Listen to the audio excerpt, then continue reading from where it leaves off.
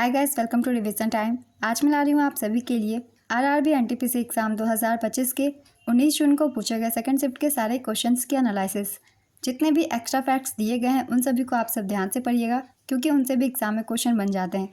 तो चलिए स्टार्ट करते हैं आज के सेकंड शिफ्ट के सारे क्वेश्चन। इससे भी पहले मैंने फर्स्ट शिफ्ट की एनालिसिस वीडियो डाल रखी है, जिन लोगों ने नहीं देखा है वो जाके देख सकते हैं, क्योंकि कुछ क्वेश्चन बार बार रिपीट भी हो रहे हैं। तो चलिए वीडियो को स्टार्ट करते हैं। मगर वीडियो को स्टार्ट करने से पहले अगर आप चैनल पे पहली बार आए तो चैनल को ज़रूर सब्सक्राइब कर लीजिए और साथ ही इस वीडियो को लाइक भी ज़रूर कर दीजिएगा। तो चलिए स्टार्ट करते हैं 19 जून को पूछे गए सेकंड शिफ्ट के सारे क्वेश्चंस। क्वेश्चन नंबर 1, राष्ट्रीय महिला आयोग के वर्तमान अध्यक्ष कौन है? इसका आंसर है विजया किशोर रहाटकर।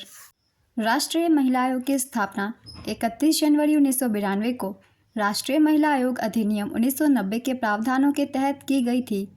आयोग की पहली प्रमुख जयंती पटनायक थी।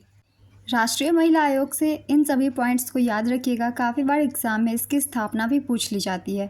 अगला क्वेश्चन है, द वाशिंगटन पोस्ट को पुलित्जर पुरस्कार 2025 किस लिए मिला? इसका आंसर है ब्रेकिंग न्यूज़ रिपोर्टिंग के लिए। इससे पहले 17 या 18 जून के एग्ज़ाम में भी पुलित्जर पुरस्कार से क्वेश्चन पूछे गए थे। मैंने एक्स्ट्रा फैक्ट्स में आप सभी को बताया था हर कैटेगरी के विजेताओं के नाम।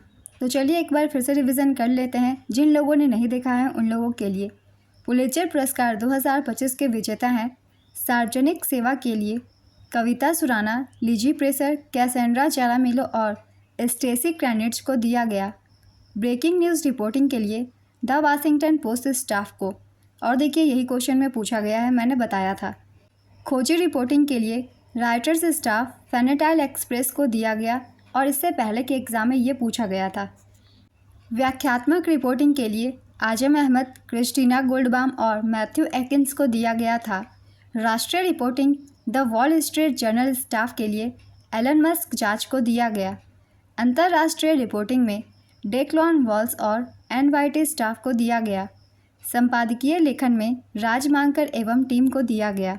ब्रेकिंग न्यूज़ फोटोग्राफी में डग मिल्स ट्रंप की हत्या का प्रयास के लिए दिया गया। फीचर फोटोग्राफी में मोइसेस समन सीरिया जेल को दिया गया। पुलित्जर पुरस्कार पत्रकारिता और कला के क्षेत्र में सबसे प्रतिष्ठित पुरस्कारों में से एक है।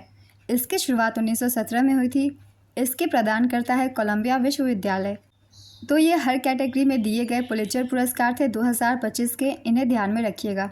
अगला क्वेश्चन है, थांग ता एक मार्शल आर्ट के रूप में भारत के किस राज्य से जुड़ा हुआ है? इसका आंसर है मणिपुर से। थांग ता, जिसे हुएन लालोंग भी कहा जाता है, मणिपुर की एक प्राचीन मार्शल आर्ट है। नेक्स्ट क्वेश्चन, मौलिक कर्तव्य भारत के संविधान के किस अनुच्छेद में निहित है? इसका आंसर है अनुच्छेद 51A में। भारत के संविधान में मौलिक कर्तव्यों का उल्लेख अनुच्छेद 51A में किया गया है। मूल संविधान में मौलिक कर्तव्यों की कोई सूची नहीं थी। 42वें संवैधानिक संशोधन अधिनियम 1976 के द्वारा भारतीय संविधान में मौलिक कर्तव्यों को जोड़ा गया।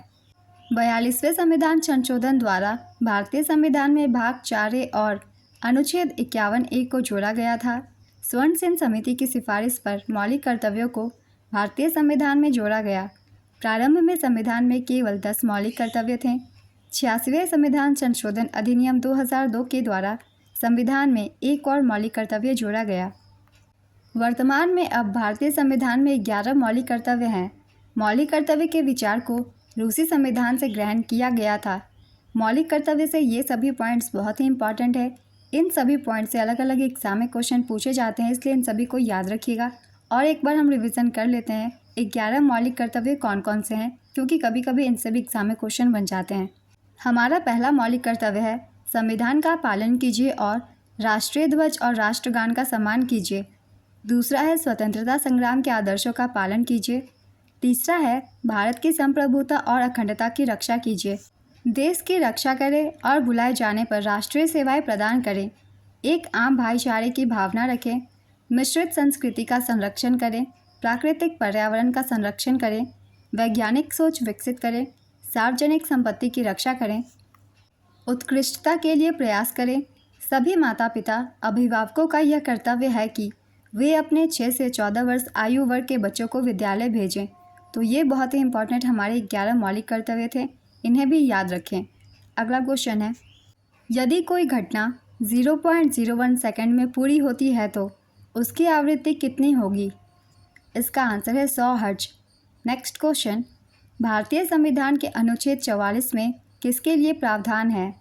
इसका आंसर है समान नागरिक संहिता के। बहुत ही रिसेंट के क्वेश्चन है और काफ़ी खबरों में ये रही थी। मैंने काफ़ी बार अपने करंट अफेयर्स की वीडियो में और फिर प्रैक्टिस सेट में भी ये क्वेश्चन डाला हुआ है। इससे रिलेटेड चलिए कुछ इंपॉर्टेंट पॉइंट्स देख लेते हैं। अनुच्छेद 44 भारतीय संविधान का एक भाग है जो समान नागरिक संहिता से संबंधित है। इसे यूनिफॉर्म सिविल कोड यानी कि यूसीसी भी कहते हैं। 27 जनवरी 2025 को उत्तराखंड में यूनिफॉर्म सिविल कोड लागू हो गया है। गोवा में पहले से ही यूसीसी लागू है, लेकिन वहाँ इसे पुर्तगाली सिविल कोड के तहत लागू किया गया था। समान नागरिक संहिता का मतलब है भारत के सभी नागरिकों पर एक समान कानून लागू होना। तो इसे लागू करने वाला पहला राज्य याद रखिएगा उत्तराखंड है।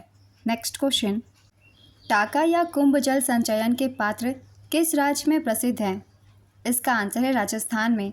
टाका या कुंभ जल संचयन के पात्र को राजस्थान राज्य में टांका कहा जाता है। यह एक पारंपरिक वर्षा जल संचयन तकनीक है जो कि थार रेगिस्तान क्षेत्र में इस्तेमाल होती है। नेक्स्ट क्वेश्चन, 2023-24 में भारत का सबसे व्यस्त हवाई अड्डा कौन सा है? इसका आंसर है इंदिरा गांधी अंतर्राष्ट्रीय हवाई अड्डा और ये दिल्ली में है। नेक्स्ट क्वेश्चन, कानपुर किस तरह का शहर है? इसका आंसर है औद्योगिक शहर। किसकी कमी से शरीर में ऑक्सीजन का स्तर कम हो सकता है? इसका आंसर है आयरन की कमी से। माइक्रोसॉफ्ट वर्ड में क्या दबाने से पैराग्राफ का इंडेंट कम हो जाता है या हट जाता है? इसका आंसर है Ctrl+Shift+M। नेक्स्ट क्वेश्चन, सर्वोच्च न्यायालय के न्यायाधीशों की नियुक्ति के लिए राष्ट्रपति किनसे परामर्श करते हैं? इसका आंसर है मुख्य न्यायाधीश और सर्वोच्च न्यायालय के 4 वरिष्ठतम न्यायाधीशों के कॉलेजियम से। संविधान के अनुच्छेद 124(2) में न्यायाधीशों की नियुक्ति के लिए राष्ट्रपति को मुख्य न्यायाधीश और अन्य न्यायाधीशों से परामर्श करने का प्रावधान किया गया है। नेक्स्ट क्वेश्चन, जिले के मुख्य न्यायिक अधिकारी को आपराधिक मामलों के लिए क्या कहा जाता है? इसका आंसर है मुख्य न्यायिक मजिस्ट्रेट। जिले के मुख्य न्यायिक अधिकारी को आपराधिक मामलों के लिए मुख्य न्यायिक मजिस्ट्रेट, चीफ जुडिशियल मजिस्ट्रेट और सामान्य सिविल मामलों के लिए जिला एवं सत्र न्यायाधीश, डिस्ट्रिक्ट एंड सेशंस जज भी कहा जाता है। नेक्स्ट क्वेश्चन, हड़प्पा सभ्यता में औजार किससे बनाए जाते थे? इसका आंसर है तांबा और कांसा से। हड़प्पा सभ्यता में औजार मुख्य रूप से तांबा और कांस्य से बनाए जाते थे। इसके अलावा वे पत्थर, मिट्टी के बर्तन का भी इस्तेमाल करते थे। नेक्स्ट क्वेश्चन, भारत जैसे विकासशील देश के लिए प्रत्यक्ष विदेशी निवेश का क्या महत्व है? इसका आंसर है यह आर्थिक विकास, रोजगार सृजन और प्रौद्योगिकी हस्तांतरण में महत्वपूर्ण भूमिका निभाता है। नेक्स्ट क्वेश्चन, HDI 2017 में भारत की रैंक क्या थी? इसका आंसर है 131 और भारत का स्कोर था 0.640। यहाँ 2017 की रैंक पूछी गई थी, मगर 2025 की भी रिपोर्ट आ गई है और इससे एग्ज़ाम में पहले भी क्वेश्चन पूछे गए हैं। तो ह्यूमन डेवलपमेंट इंडेक्स 2025 में भारत का स्थान है 130वां। तो भारत की रैंक आपको याद रखनी है, 2025 में 130वां है और इस वर्ष पहले स्थान पे है आइसलैंड, इसे भी याद रखिएगा। और ह्यूमन डेवलपमेंट इंडेक्स UNDP के द्वारा जारी की जाती है, क्योंकि इस टॉपिक से पहले भी एग्ज़ाम में क्वेश्चन पूछे गए हैं, तो इनके बारे में थोड़ा आप लोग पढ़ लीजिएगा। या फिर अगर आप पहले की एनालिसिस वीडियो से रिवीजन कर रहे हैं तो आपको एक्स्ट्रा फैक्ट्स में ये सारी चीज़ें मिल जाएंगी। चलिए अब अगले क्वेश्चन को देखते हैं। किस देश में हड़प्पा के लोगों ने व्यापार किया था? इसका आंसर है अफगानिस्तान, पर्सिया और ओमान से व्यापार किया था। इनमें से कोई भी एक ऑप्शन में हो आप उसे टिक कर सकते हैं, बिल्कुल आंसर करेक्ट होगा। हड़प्पा सभ्यता से भी बहुत सारे क्वेश्चन पूछे जा रहे हैं इस एग्ज़ाम में, इसलिए इसके बारे में भी अच्छे से प्रैक्टिस कर ले जिनके अभी एग्ज़ाम नहीं हुए हैं वो लोग। तो आज की एनालिसिस वीडियो कंप्लीट होती है। 19 जून को पूछे गए सारे क्वेश्चंस थे सेकंड शिफ्ट के। अगर आप सभी को ये वीडियो हेल्पफुल लगी हो तो वीडियो को लाइक ज़रूर कर दीजिएगा और साथ ही जितने भी एक्स्ट्रा फैक्ट्स हैं उन्हें आप सब बहुत ही ध्यान से सुनिएगा, क्योंकि इनसे भी एग्ज़ाम में क्वेश्चन पूछे जा रहे हैं। और जिन लोगों ने एग्ज़ाम दिया है उन्हें लग रहा है क्वेश्चन पूछने का तरीका थोड़ा अलग था, तो वो मुझे करेक्ट क्वेश्चन कमेंट बॉक्स में बता सकते हैं। तो आज की ये वीडियो कंप्लीट होती है। अगर आप सभी को ये वीडियो हेल्पफुल लगी हो तो वीडियो को लाइक ज़रूर कर दीजिएगा और इस तरीके की कम टाइम के एनालिसिस वीडियो के लिए चैनल को भी ज़रूर सब्सक्राइब कर लीजिए, साथ ही बेल आइकन भी प्रेस कर लीजिएगा, ताकि हर वीडियो की नोटिफिकेशन भी आप सभी को मिलती रहे। तो फिर मिलते हैं अगले वीडियो के साथ। आप सभी को आने वाले एग्जाम्स के लिए ऑल द बेस्ट।